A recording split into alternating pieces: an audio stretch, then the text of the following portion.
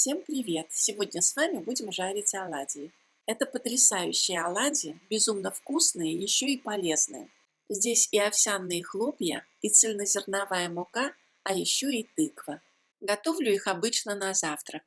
И аппетитно, и вкусно, и, конечно же, сытно. У меня на канале есть рецепт овсяного киселя, который я частенько готовлю на завтрак. После киселя у меня остается вот такой вот жмых от овсяных хлопьев. Ссылка на кисель будет в описании к этому видео. Оставшийся жмых я никогда не выбрасываю. Его можно добавлять в тесто для хлеба, если печете хлеб. Можно добавлять в каши, даже в супы. Я иногда из этого жмыха готовлю оладьи. К жмыху добавляю 2-3 куриных яйца, в зависимости от того, из какого количества жмыха я делаю тесто. Иногда жмых накапливается у меня 2-3 дня. Хранить его нужно обязательно в холодильнике. Все перемешиваю. Добавляю тыкву, натертую на средней терке. Тыкву можно добавлять абсолютно любое количество. Сколько ни лень, вам будет ее натереть. Опять все хорошо перемешиваю.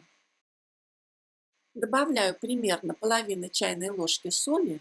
Сахар я не добавляю, так как сладости достаточно в самой тыкве.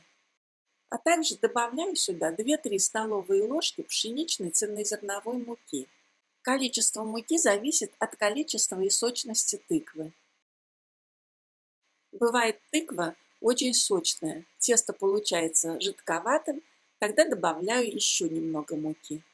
Все это нужно хорошо перемешивать, чтобы тесто получилось без комочков. Вместо тыквы можно добавлять яблоки, кабачки. Все это нужно пропускать через терку. Можно добавлять ягоды, например, клюкву. У нас в семье клюкву любят все. Я часто ее добавляю в эти оладьи. Тесто готово. Вот такое оно у меня получается, как густая сметана. Разогреваю с маслом сковороду. Столовой ложкой выкладываю тесто.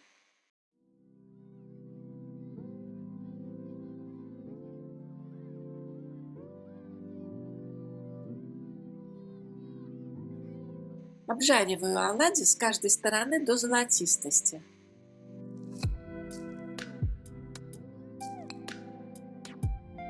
Готовые оладьи выкладываю на блюдо.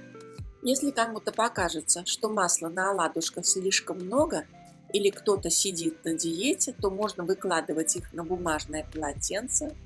Тогда часть масла впитается в это бумажное полотенце. Выкладываю на сковороду следующую порцию теста, пока тесто не закончится. Ну а это уже готовые оладушки. Иногда их получается меньше, иногда больше. Зависит от количества теста, зависит от того, какую начинку я кладу в тесто. Оладушки получаются очень ароматными, очень вкусными. Съедаются мгновенно, сколько бы я их ни подала к столу.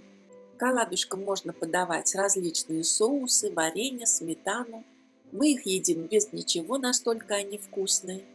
Приготовьте. Это очень легко, просто, быстро. Справится любая хозяйка. Даже та, которая только начинает познавать азы кулинарии. Приятного аппетита! Увидимся в следующем ролике.